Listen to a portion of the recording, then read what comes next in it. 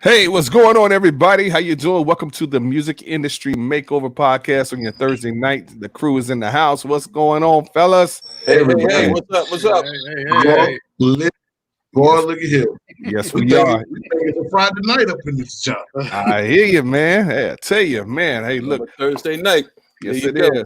Make sure that you all spread the word, okay, and let folks know we got a great guest on tonight, and got some great news for you, okay. But I also want to definitely give shout outs to In the Box, okay. Tune in tomorrow. Hey, go ahead and I'll talk about it there. Every Friday night, man, the show is about creatives, actually expanding, showing you some great points of how-tos, best practices, life lessons, working in a space where you produce music, you're an artist, man, you some form of management as well. We on every Thursday night, and we also on Roku as well. Yes. And Oh yes. Fire Stick TV. Hey, yes. Matter of fact, hey, God is good. We are making waves and great things are happening, and we want you to be on board with it. Okay. And go visit us, musicindustrymakeover.com. Go check out our packages that we have on there and find one that fits you. So again, Roku, Amazon TV. Man, matter of fact, those are the directions right there. If you got either one, just download the app and search and put it in the store channel to find us. Okay. You can go to Amazon.com and go into the store at Amazon and actually search Music Industry Makeover, and you can download the app right from there. Make it a little easier for you. Amen. What's up, Brandy? I Rock Jesus. What's going on? How you feeling out there? Yes. Brandy, all right. What's up? What's up? What's up, Brandy? Yes. All right. And then also want to give shout outs to our artists or so that's putting it down. Make sure you go.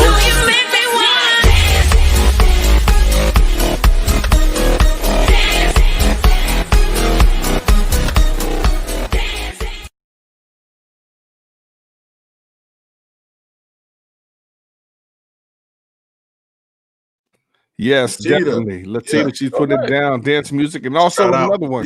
Yes, Ron. Lord. It's me, Ron. Stop again. Just some things in my mind. Happy in my heart.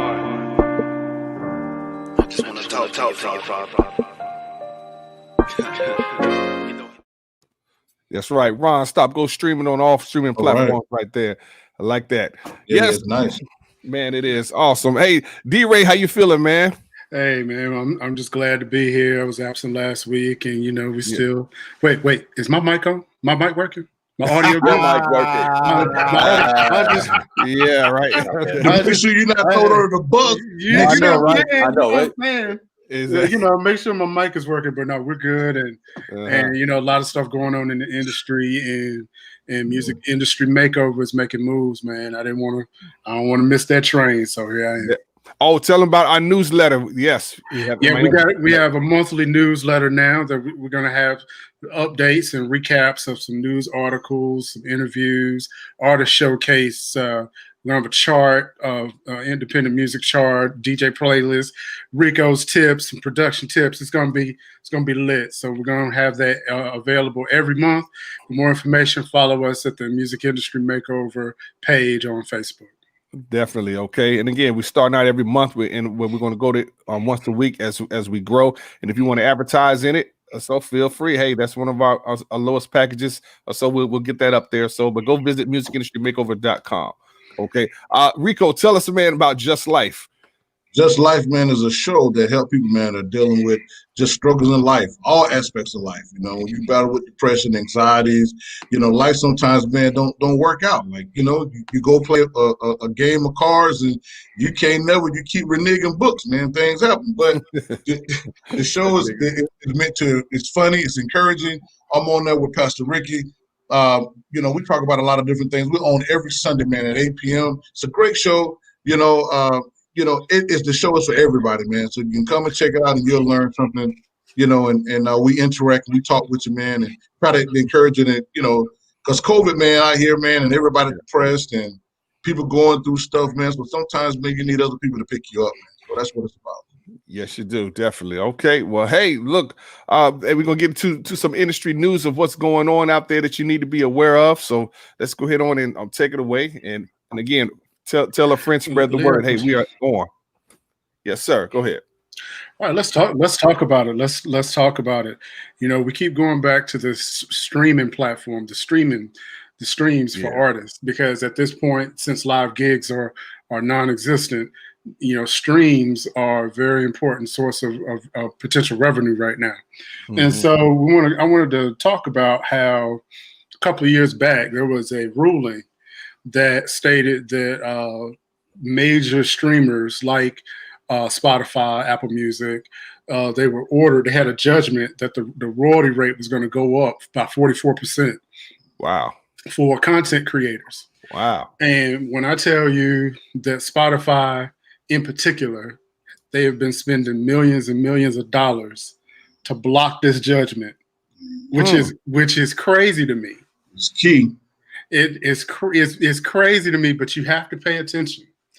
They have been spending millions upon millions of dollars, money that could be going to songwriters or artists right at this moment, and they're spending that money to stop a judgment that so they won't have to pay more money. So wow. So basically, that was 2 years ago. They've been fighting it for 2 years. And they finally got an appeals judge to agree that the judgment was too convoluted and needed to be redone. So now I wanted to put that out there to you guys. What do you think about Spotify and Apple Music and Amazon and Tidal and all of them that are spending all of this money to not pay content creators? There's a method to the madness. Corporate You're going to America. spend that much money. You're spending that much money. You're spending it for a reason. You know what I'm saying? You know, somebody did the math. I'm gonna say Tidal, man. Tidal pays a lot more than all the other three. But this is the thing. You know, what I see is corporate companies coming to rob the little guys. We need our own venue. Hey, right. You know, and it's, you know, we need the smart guys. You know, we need some guys, man, too, because you know, we have smart guys in this room, you know, but we don't build streaming platforms. You know what I mean? That's not our domain.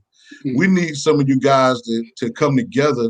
And here again, we talk about practicing group economics again. Instead of one person, man, or one brain, you know, get a consortium of 10 brains or 20 brains, and you guys come together and build an independent platform, you know, that kind of benefits the artists, you know, because I think that's what I loved about DistroKid. And I know DistroKid been having some issues, you know, but what I liked about it was the fact that, you know, you don't have to pay all those fees with DistroKid, you know, and there's always plus and negatives with everything. But I think that when it comes to the streaming platform, it's just corporate America trying to take. And I kind of see them all like that, because basically, if you're going to spend millions and millions of dollars to fight, you know, a judgment, and it's, you know, then you got the money to pay. So I feel like as artists, we need to watch that. Artists and producers, we need to watch that, and we need to get off the platform. So if they don't want to pay, get off the platform. So the power is in the artist's hands, whether they realize it or not. Right. And you know, there is no distribution company that an independent artist uses that tells you where you have to distribute. You can pick. Now, they make it easy for you to say, do you want it here? Do you want it everywhere? Do you want it everywhere that's paying and non-paying? But, you know, you're right. I agree that it's time to practice some advocacy, some self-advocacy, and say, you know what? If Tidal is paying me, then I need to enter into an exclusive deal with Tidal that you're not going to be able to find my music anywhere but Tidal. And actually, what I was really, really thinking about, and it blows my mind how ahead of time he was, ahead of his time. I think about Prince, you know, 20 years ago. Yeah. When the internet was really first starting to take off musically, and Prince pulled all of his music and created the MPG music store. And that was 20 years ago. And it was a digital. Yeah, it was called the MPG Music Club, and it was an all digital music platform that you paid a monthly subscription, and you got Prince music that you would never get access to anywhere. You're just now being able to listen to some of the stuff that was in the MPG Club because now his estate is releasing that music now. But back then, I'll give you a perfect example of how groundbreaking it was. You entered the site, and you're absolutely right, Mary. You would enter the site, and with that monthly subscription, you got sent a CD. Well, guess what? That CD counted towards SoundScan. So all of his stuff was charting back in the early 2000s, and the industry was trying to stop it. That musicology tour, when you bought a ticket to the concert. Yeah, I remember that. Yeah, you bought a ticket to the concert. When you walked into the venue, they handed you a CD. Handed you a CD. Yep. And at a sale. Right. I remember seeing that. I remember going to that concert with Meek in 2004 in Raleigh, and I want to say it was 19,000 people there that night, and that counted as 19. It was genius. It was genius because you think about it, it's like, okay, this was early 2000s, right when Napster was choking the industry, right when iTunes had started. Yeah, when iTunes and this dude is up here moving 20,000 units a night. That's the kind of ingenuity that I think that independent artists need to get to. And maybe you don't have the level to be able to practice it like Prince did, but there has to be a way that you can to get some ideas together. Because as long as you don't practice that kind of self-advocacy, Spotify is going to always, companies like that are going to always try to take advantage. And the thing that you gotta realize is, at some point, and I know it's almost like when you go to an addict and you tell an addict, you're gonna have to put down those drugs. You got to go clean. Eventually, everything that Danny just said is 100% correct. And so what I'm trying to say is that at some point, you're gonna have to walk away from the digital streaming platform because they're robbing you, right? And if they don't, and it's still smart because there are a lot of options now. That's why people are creating membership sites, right? You keep making content. That's why it's so very important to make original content. You keep making your content, and you release a small bit of the content.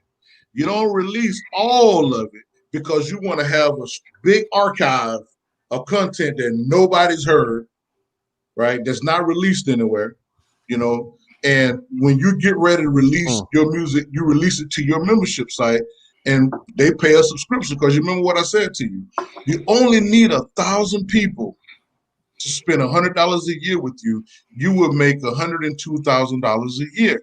So imagine all this content that you've been putting together, for the last 2 years. Nobody haven't heard. Okay, you released maybe 10 songs, but you got 200, 300, 400 songs that, and you're gonna create some imagery, with it, because the move right now is to do videos to your music, for every song. Almost like, I'm so it was a genius move with Beyonce, how she did her album, because one, people want to play it. They pay a subscription. You got 1,000 people that's gonna pay that money, support you every month. You don't need but 1,000 you make $100,000 a year. And guess what? Your music is not all over the place. Nobody's pimping. There you go. Definitely. Again, you was giving you some industry news or so, and tell a friend we got our guest coming on soon. What's our next topic on there? You know what? I'm gonna I want to talk real briefly about this Cox Communications situation, and because it's important for a lot of content creators who create music, and you use and you think that you're getting away with using music that's unlicensed and that you're going to side skirt the copyright laws. Cox Communication, right? Cox Communication was found liable for letting people who use this internet service. The music industry found that there were a total of 10,000 songs that had been uploaded using the internet that Cox Communication provides, and they were fined almost $100,000 per song. Wow. That came out to roughly right a little bit over $1 billion. Wow. That they were found in judgment that they were liable, that they had to pay. Now, what Cox Communication is trying to do, they're trying to say, hey, a small portion of that was derivative work. And a definition of a derivative work would be if Rico had a song called Sunshine that he wrote, and I did a song called Moonlight that was based off of Sunshine. That wasn't necessarily me infringing upon his copyright. I just did a derivative work of Rico's song. That's what Cox Communication is arguing that a lot of people did, but that's only going to take off about 243 million off of this 1 billion that they owe. And so my question to you guys is, especially given what our special guest does for a living, what are you thinking about piracy as it pertains to independent artists, and what can we do to combat that? Because I'm pretty sure Cox Communication is going to find a way to get pass this bill on to somebody else. So, well, okay, I'll let somebody go ahead, Vince. About to say, it is so sophisticated. It's not even funny. It's not even funny no more. I could go back as when they was burning CDs, burning movies, and burning audio and selling it on the street, and now and then moved into Napster. You understand? It's downloaded, and so it's just so. I mean, around this. I mean, no matter. I believe. And I could be wrong, no matter what software is created, you understand? Somebody is going to try to beat it. You understand? Right. That's the thing about it. And it's unfortunate, Rico. Yeah. I'm gonna say, man, I like some of the measures that they're putting in place to protect our artists and producers, like the algorithm in the music. When you load the music up, because I'm a creator, so I'm pro create, right? As a producer, make music. I believe, man, if you call this field, I understand sampling is an art form, but it's not yours. That's gonna, in the hour that we're moving into, it's gonna get you in a lot of trouble, or you're gonna have to pay a lot of royalty monies out. But frankly, for creators, we don't want to pay that. We'll make what we want. And I feel like everybody should create their own music. And I like the fact that when you do release a song, it's an algorithm. It don't matter if 200 or 2,000 or 2 million other people upload or do something with your song. If you're going to get paid from it, as long as it's streamed, But then again, it comes to, you're still getting robbed in the streaming. So I don't think you're ever going to get rid of piracy. For the simple fact, to a degree, because you got people that, the government hire the guys that figure out how to hack. And the ones that come out that are smarter than them, because technology evolves. And I think the only way that that piracy will be contained is on a closed network. Where it's not open, everything is closed off. You really won't have freedom to do a lot of stuff on there. That's the only way. But then you got to ask yourself, well, if that happens, the free enterprise is probably going to kind of disappear as well, because it becomes closed. So that may be a question. I don't know. You got to look at it like this. One of the most interesting documentaries. 1 minute left. Okay. One of the most interesting documentaries I've seen in a long time was on Netflix about Quincy Jones. Yes. I recommend anybody that if you have an inkling of musical ability, inkling of you wanting to be in this business, you have got to watch it. It's like Roots. You Correct. You gotta watch that and take it notes. ain't like Roots. And it was Nah, one line that mad he at said. Roots. I got mad. No, about Roots. no. I mean, as far as requirement, yeah, Right. but you might get mad watching Quincy Jones. But it was one line that he said real quick. He said, "Can you imagine that in the entire history of human existence, there have only been 7 music notes. Yes, I remember that. It's Yes. it's A, B, C, D, E, F, G. That's it Mhm.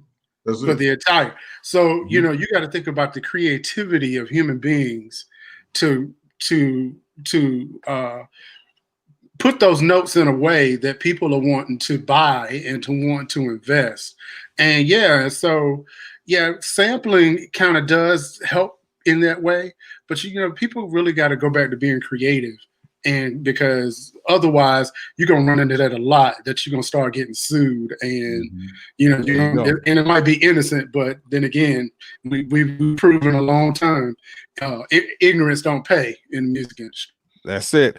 Again, this is the Music Industry Makeover every Thursday night, 9 p.m. We give you some nuggets here and there. We have some special guests that's going to be coming on here as well. Matter of fact, let's get right into him. His name is Shane Costa. In 1997, Shane Costa was a U.S. Navy veteran that signed his first major recording contract as a rap artist with Cram Records. It was backed by Robbins Entertainment, better known as for the label that Run DMC was on, Profile Records, in 1998. After the album, he was featured on and made the cover of Billboard magazines. Billboard magazine. Sorry. Shane left the label and the name Big C behind because of artistic differences. Shortly, he teamed up with Universal and R&B group Vocal. Yeah, I know them. Yeah, and renamed himself Consistency. Okay, to do a Florida tour, performing before hundreds and sometimes thousands of people. He then recorded some songs under a work for hire agreement for Johnny Wright, a manager of New Kids on the Block and NSYNC.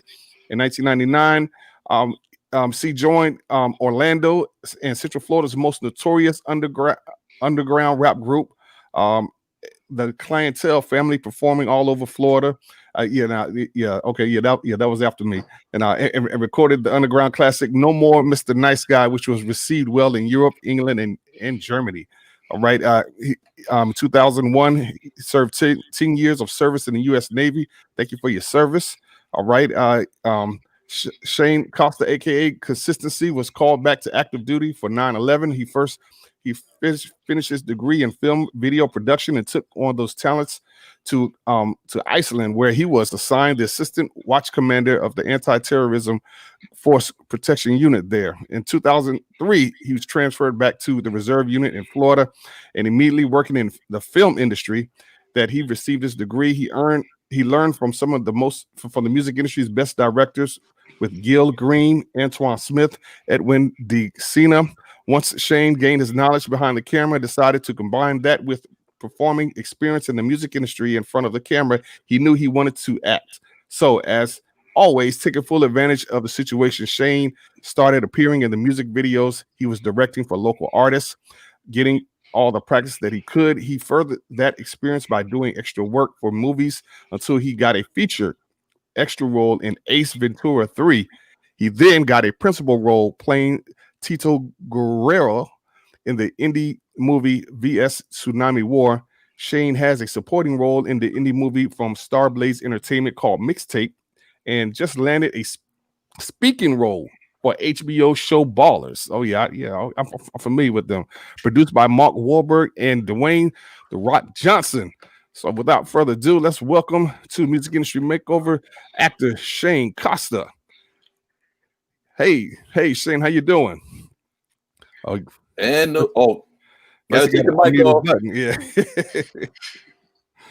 Shane, your mic is muted.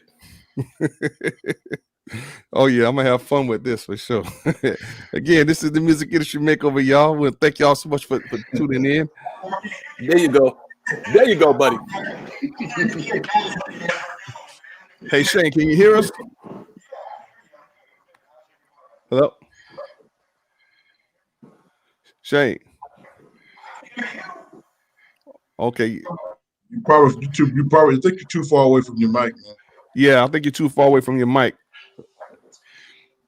Yeah. Okay. Okay. Or you probably have to grab a set of headphones, man, put on and put in or something.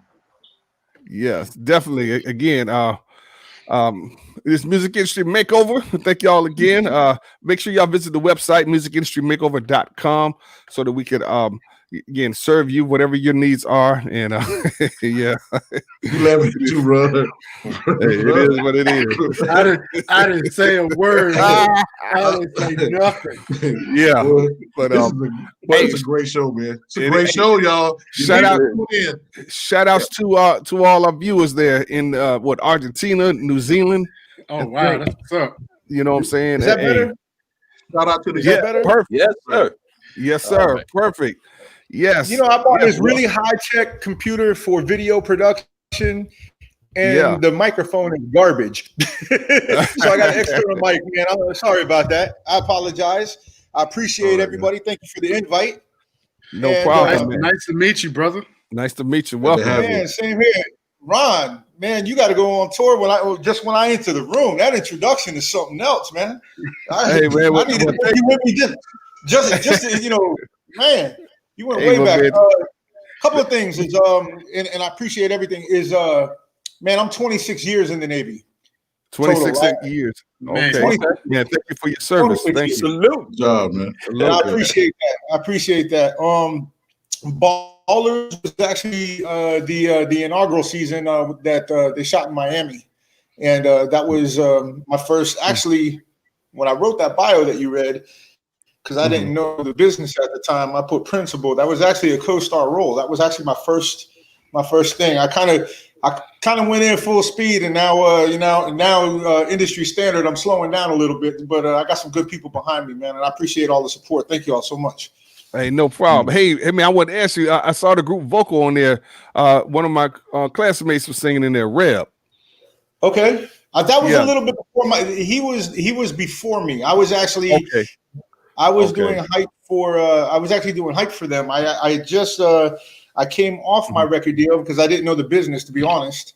And I met Ty and Cam and and it's been a while, so I forgot the third person, and I apologize. Terry, excuse me. It's been a minute, but man, it was love right off the bat, man, and they let me do my thing. They it's funny. I got off of my record deal, and they just got signed, and they were like, "Come on!" And I mean, we were at House of Blues every other weekend. I mean, it got to the point where we were just like, here. They already had the food, the refrigerator, the shower, everything was already hooked up for us. So it was like we just walked right in. So that was pretty awesome. So you started off in music and then went into acting. I did, and I thought it was kind of funny because back in my day, speaking about how we are prepared, is they said if you're an artist, you always have your demo on you. And I used to carry a cassette in my shirt pocket. And I used to keep it. And there was a guy who worked for Bell, the Bell telephone company, Bell South. Oh yeah, I remember them. Bell South. Talking mad crap, and I said, okay, well so he thought he was gonna call me out. He goes, well, if you good, you got a demo on you. I said, as a matter of fact, I do. 2 weeks later, I got signed, and I was like, and when I actually walked into and I thought it was a joke because it was a telephone. Like I said, it was a telephone man. When I walked in, there was a dude because they were just building Cram Records at the time, and the guy sweeping the floor, who was the co-owner of Cram, was singing my song when I walked in. And I was like, yeah, I got goosebumps. But I didn't know the business. And actually, Johnny Wright and his people, Doug, I forgot his last name, but Doug is the one who actually helped me get out of my contract. And then I started doing work for hire for Johnny at that point. And it wasn't for new kids and stuff like that. I don't want nobody to be misled on that. But I was working with Boys and Girls United. There was another group called, I want to say Innocence. And I might be wrong on that name, excuse me.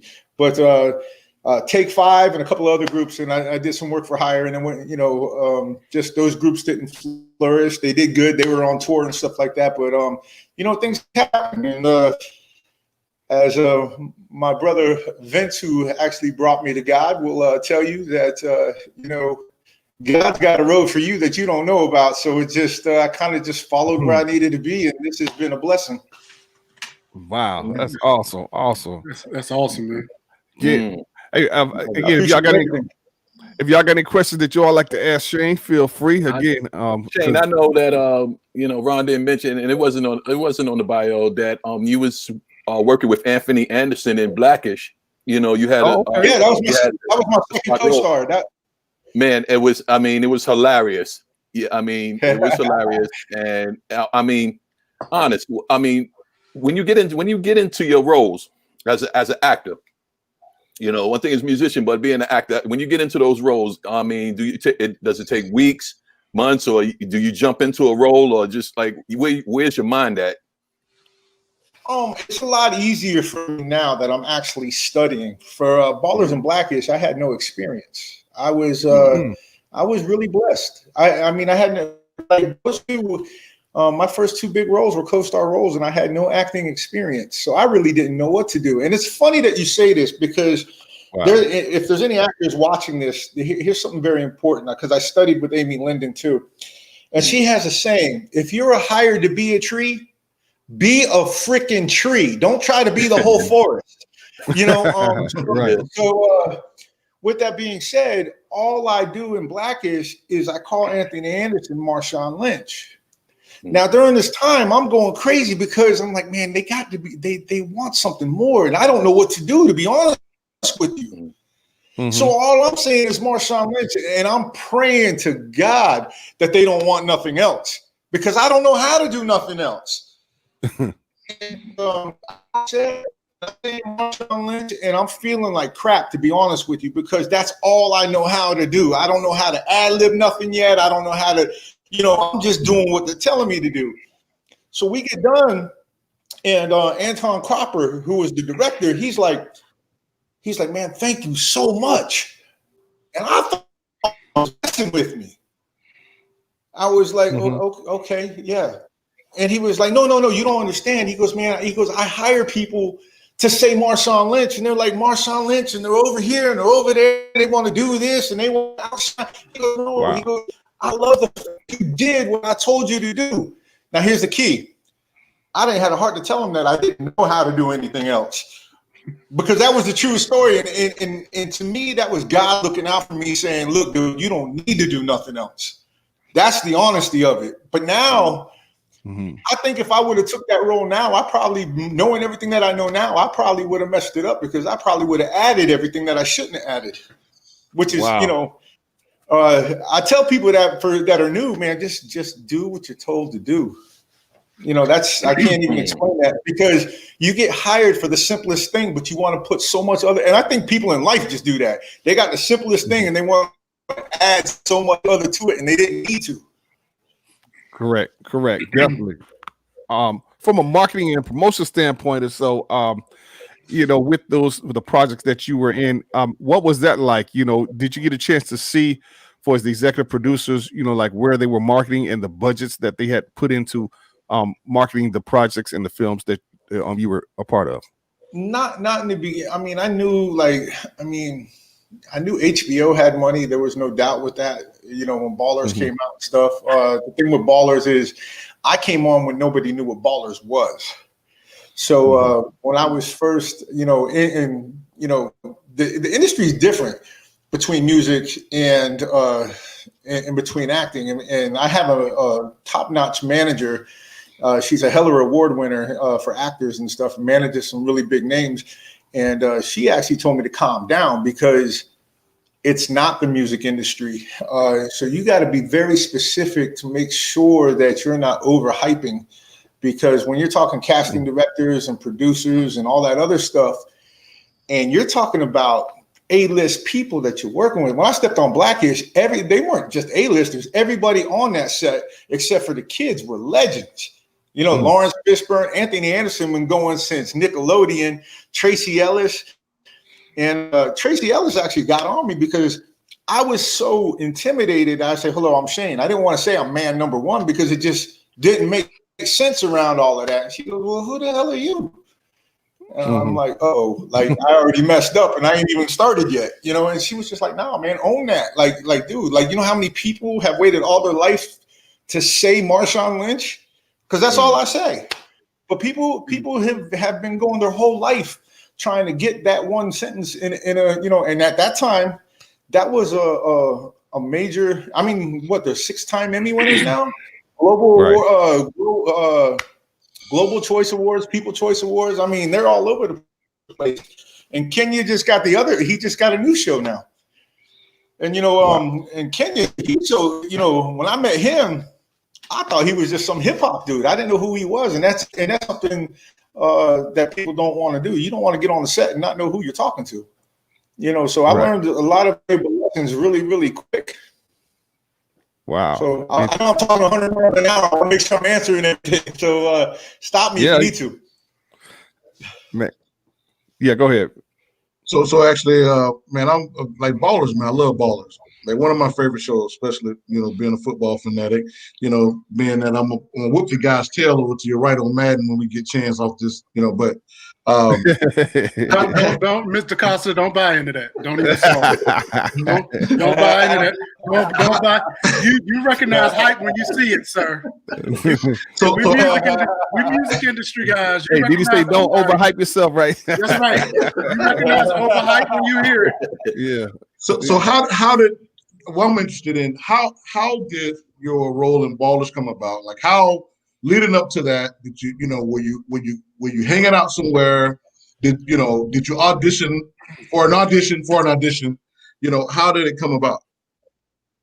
All right, so let me tell you about God real quick, okay? Because this is how, I mean, honestly, I know people say this all the time, but excuse me, because I might cry on this one. Cry, sorry, we got tissue. I was almost homeless, and Vince knows this. I mean, when I came to him, I was looking for a church. I was looking for a way out.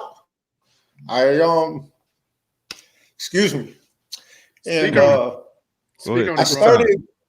I started changing my life and make sure that my social media was positive, and all the people who were looking at me for so long was like, yo, how'd you do this? First of all, I had to make the decision. Second, I had to get away from everybody that I was around that, there's people who will always say good things around you, but you got to really pay attention to, are they just talking or are they really helping you? And there was nobody helping me. And here I am, I was doing video. I was probably his personal video, man. I actually helped produce the Shorty video here in Orlando with him and T-Pain. I mean, there was a lot that I was doing, but I had no money. I mean, I was broke. I was doing all this stuff trying to build a name and build a brand, and I was broke while everybody around me was making money. So at this in particular time, I gave up. And I said, God, I was like, look, all right, that's it. I'm done. You got it. And and at this point, I call this the Lazarus effect. You know, Lazarus was dead for 3 days. And Jesus could have just said, hey, look, you good, but I'm going to wait 3 days and I'm going to show everybody. And that's what he did for me. He showed me that I had to come to him. And at that point, a girl that I knew from high school that I haven't seen because I went overseas immediately in the Navy, she actually went on to be a really good actress. She was on Baywatch, Steve Harvey, The Pretender, all that stuff. She's a really good friend. Her name is Sadia Prasad. She's actually going to be in my short movie. Everything that was going on with her, but her and I got to talking for help her out. I got a phone call for me. And when she made that phone call, this lady calls me up at like midnight. And I like I said, I was on the phone. I went down to Miami. I moved out of Orlando because I needed help. And they called me and said, hey, I want you to do the show with Dwayne Johnson. Now, from the music is nothing but jokes anyway. I hear these type of jokes all the time. You know, Puffy called me 5 times, you know, so all right, whatever. And she goes, I want you to do that. I said, okay, first of all, what kind of camera do you want? She's like, I don't understand what you mean. I'm like, well, we're shooting. I'm not using no DSLR. We're going to shoot with a big camera. But, you know, you want Panasonic? What you want? She's like, I'm confused. I was like, I'm confused. He goes, I want you to be in the show with Dwayne Johnson. I was like, at midnight. Now, Vince, you know this. if you don't trust your production crew, if you don't trust this guy, you ain't calling nobody at midnight to be on set the next morning. It doesn't work like that. You're gonna call somebody that you know. And so I hung up on her. So she calls me back. She calls me and she's kind of laughing. And she goes, "Okay, I'm Lori Wyman. I'm the casting director for a show called Ballers, which nobody's heard of yet." So I'm like, "Okay, I'm kind of." She goes, "Your friend Sadia just told me to call you." At that point, I was like, "Oh crap!"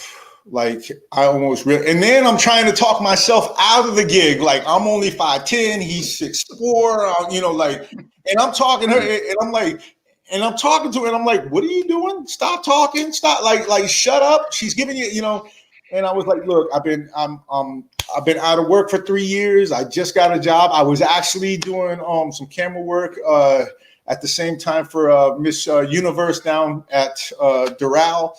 And man, it was just crazy. And the day that she wanted me to show up for the audition was the day that I just got my first day of work. And now I'm really tripping because I need the job. And I'm like, oh my gosh. So I'm calling everybody. I'm trying to find out who this lady is. And I was networking a little bit when I got down there. And when I said that, hey, this lady called me, the people who knew her were like, "This lady didn't call you."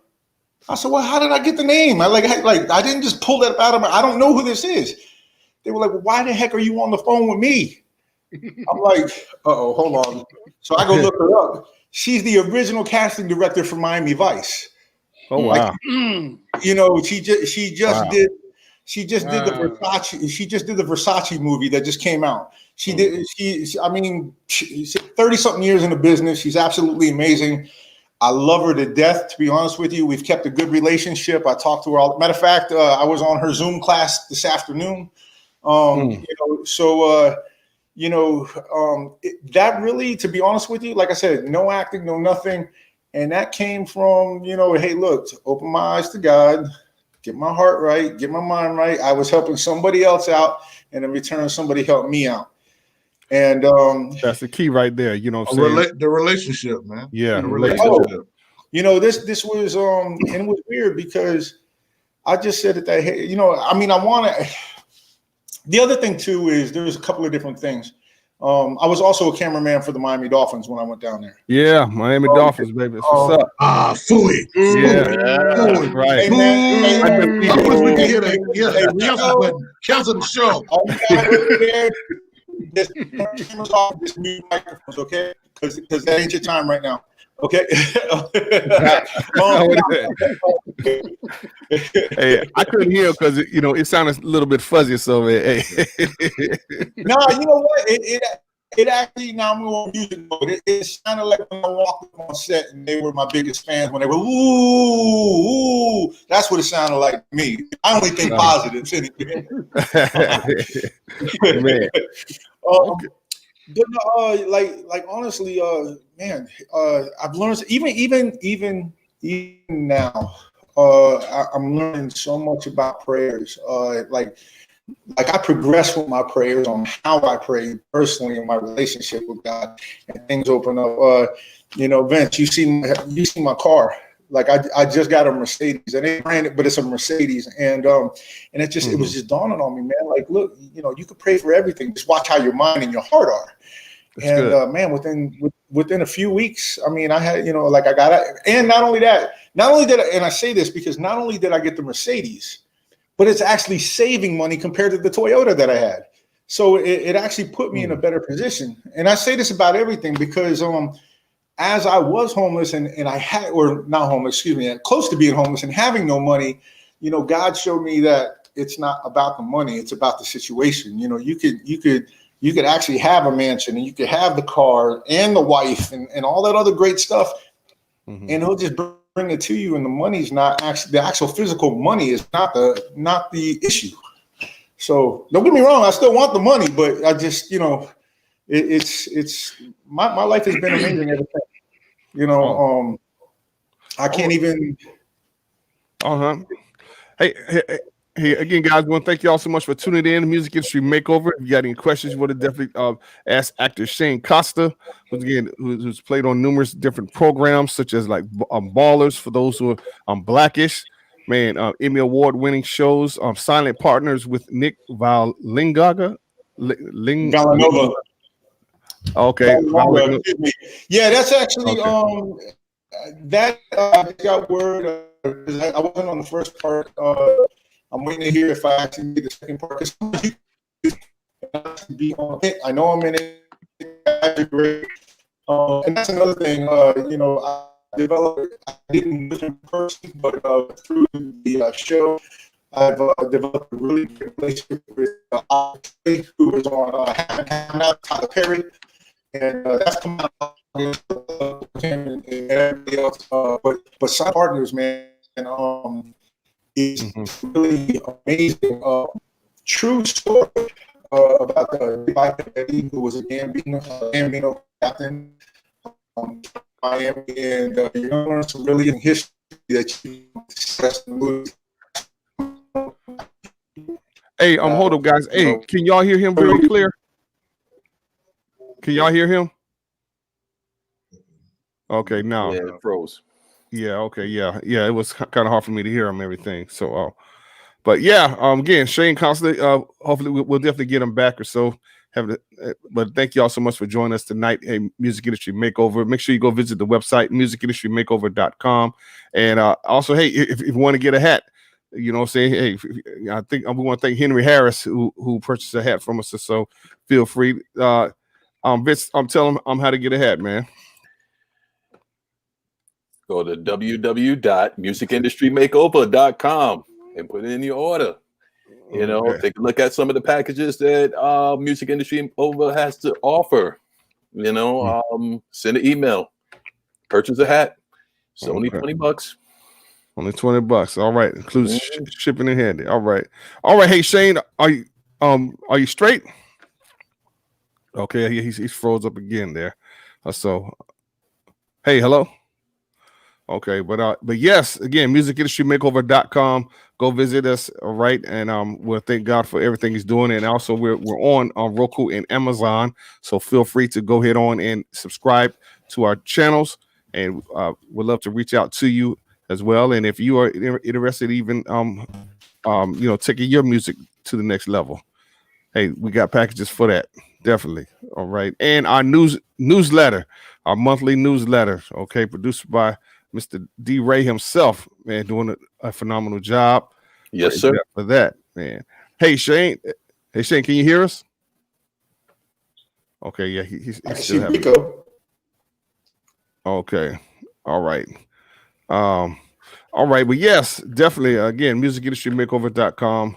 Hey, our guest artist is Shane Costa, the actor Shane Costa. Man, hey Shane, if you can hear us, can you hear Shane? Okay, yeah. I'm missing Vince and Ron.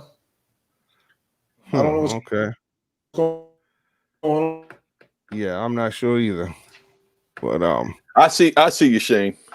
We see you. Give me 1 second. We see you. Okay. Yeah. It says my connection is good. Okay, I got everybody back now. I apologize for the inconvenience. I don't know if it's on my end or not. I'm wireless, so that could be a problem. Yeah, but it's all right. You good? Yeah. Okay. Hey, I got a quick question. Sure. First of all, Mr. Costa, thank you once again for being on. You're one of the first. I got you, brother. I'm just giving respect where respect is due. But given your background and given the fact that I come from a military family, and so given your service, and we appreciate your service, can you talk about the discipline that it takes to, even though that the film industry and the music industry are different, can you talk about the discipline that you need when you're out trying to hustle to make this stuff happen? Whether you're going to auditions, whether you're writing, whether you're producing, can you talk about the discipline that it takes to get these things done and to get these things accomplished? Well, I tell you, it's thank you for mentioning that because I think we lost him. We lost him again. It's cool. Yeah. All right. Yeah, that Ethernet cable, man, you need that. Yeah, stop. Yeah. Yes. I even plug mine in. Oh yeah, I got mine. Yes.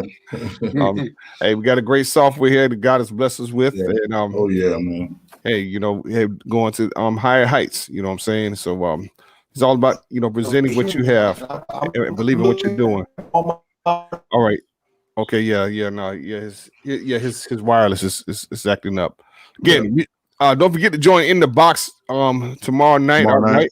Yes, In the Box, and Just Life on Sundays and Wednesdays at 8 p.m. Okay, definitely join in, and yes, a lot of great things are going to be happening here. It takes me 10.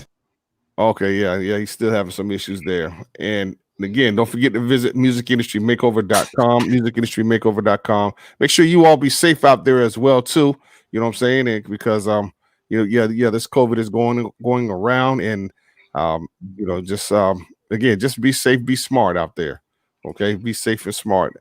And man, what was interesting earlier, man, is just how God blessed him with what for him to be where he is, and it's just your life can change just like that.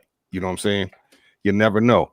But I thought it was real compelling how he said, what he called the Lazarus effect. Sometimes you just got to let go and let God. And it's funny. I always feel like God is just kind of just in the midst, waiting on you to let go and to say, I'm taking my hands off of it. And God is like, okay, that's what I've been waiting on all along. Get your hands off of it and submit to me. And when that happens, now you can hold on. Right. Because so. Isn't it strange that you see a lot of these artists, they do a lot of music videos, but they don't take it. They don't realize that they have the ability or the knack to do a little bit of acting. Pretty much that's what a music video is. It's just pretty much semi acting. You know what I'm saying? The good ones. Yeah. Good ones. You know what I heard from several A-list actors, man, is that a lot of guys they put up a lot of the acting schools, but they really just take your money because it's like either you got a talent or you don't have it, and so that's negative. I don't know if you hear me, but that's negative. Hey, let me. You hear me? Thank you for bringing that up. Let me just real quick. You are right. There are scams. No matter where you go, there's scams. But there's a difference between going to a workshop that's going to take your money. And I've helped a few people out recognize this. Any workshop that is offering packages for you see them, coming like 3,000, 5,000. That's a scam. Right off the rip, that's a scam. People who give you a 4-week, 6-week, sometimes even a 12-week classes, they don't even call them school, call them classes, and they'll give you a breakdown. The breakdown is how to read a script, how to break down a script. In other words, how do you read the character? What's the setting?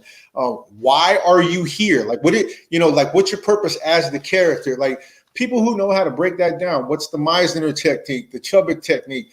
These are things that I've learned over a period of time because people invested in me. And I go to school. I study just like I studied writing. Like, there's a way to write, your verses, your hooks, your bridges. So it's the same thing. So you got to watch out, but it's just like everything. Do your homework, find out who's who's teaching for real, because there are classes. Theater, going to theater, it's cool to learn theater. Tyler Perry requires that you do theater because theater you actually know the whole show as opposed to learning a one-day script, maybe 5-10 pages, and 5 and 10 pages is a lot, to be honest with you, in one day. But there's so many very incredible teachers that teach techniques. James Stone, who's in New York, he was on The Irishman, he was the Joker. He's on Deuce, who's a good friend. I network with a ton of people, and he's out on the book, and he teaches memorization. I was going off it, like I didn't even take his class. I was just going through his notes and stuff because I belong to a couple of groups that's nothing but actors and agents and managers, people who are in the industry, like top in the industry. And I'm also with this thing called Winner Circle, which is, A to Z, everything you need to know as an actor, whether you're or a novice or a pro, because you need, even where you guys are right now with your show, you need to study the new technology, the new stuff, like what's going to take you to the next level, what's going to make you better tomorrow. And you have to, but right. You're right. I mean, there's people that's going to take your money, but I don't want people to be afraid to say, well, if you're a natural, because honestly, I thought I was a natural when I came in. Here I am, like, no acting skill whatsoever. And I get 2 co-stars on the 2 biggest shows in the industry right off the rip. And then it's like, and I knew it was coming. It was the wake up call was like, okay, now you got to study. So I knew it was there. So I don't want that to be a misconception of people. Hey, they're taking it, because I thought that, man. I was like, man, you either know how. My saying used to be when I first got into acting is like, if you slap me, I know how I'm going to act. That's the way I used to approach it. It's like, if I slap you, I'm pretty sure you're going to be upset. You're going to know how to act. So, but it's totally different than that, because the way you're thinking about a situation might not come across that same way in on the camera. For instance, when you're walking through a store and they got the smirk on their face, and you're like, man, what the hell's wrong with this person? Meanwhile, you don't even know what's going on. They might be happy. They just might be thinking about the situation, but you perceive the way, and that's all about things to make sure being conveyed. So there's definitely a skill set that needs to be taught, and so it's not about just taking your money, but your average class, to give you an idea, is about $400 to $600, which a lot of people are like, oh my gosh, that's crazy. But there's a couple of things here. If you go to college and take a class, it's going to cost you $800 plus labs. That's the first thing. Second thing is that if you actually book a low SAG project, you're going to get your $400 back, and that's low SAG. We're in the right to work state, so we get low SAG non-union all the time. Hey Shane, man, we get ready to wrap up, man. We got 2 minutes here and things, man. Okay, don't worry. I appreciate it. Hey, is there any way that people can, get in contact with you or so? Do you have a website or anything? Everything, doesn't matter where you look, you can Google it. Instagram, Facebook, then go back to MySpace. I mean, wherever you want to go, everything is Actor Shane Costa. All one word. It's all unified. It's the same. It's the same picture. It's the same name. Everything is the same. You can't miss me. All right. Well, man, we want to thank you so much for coming on and things, and we wish much success to you. God continue to take appreciate you, brother. Higher levels and things, man. Right? Yes, sir. I appreciate all of you. Keep in touch with me, man. I want to make sure that I'm making sure that everybody's progressing. Amen. Thank you. All right, man. Appreciate you. That's awesome.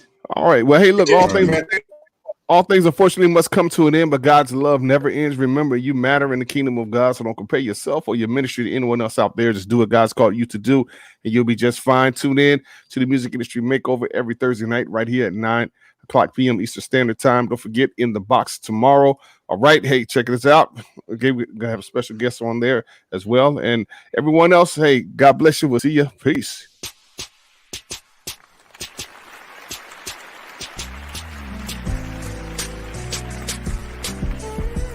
Give me the music, give me the music.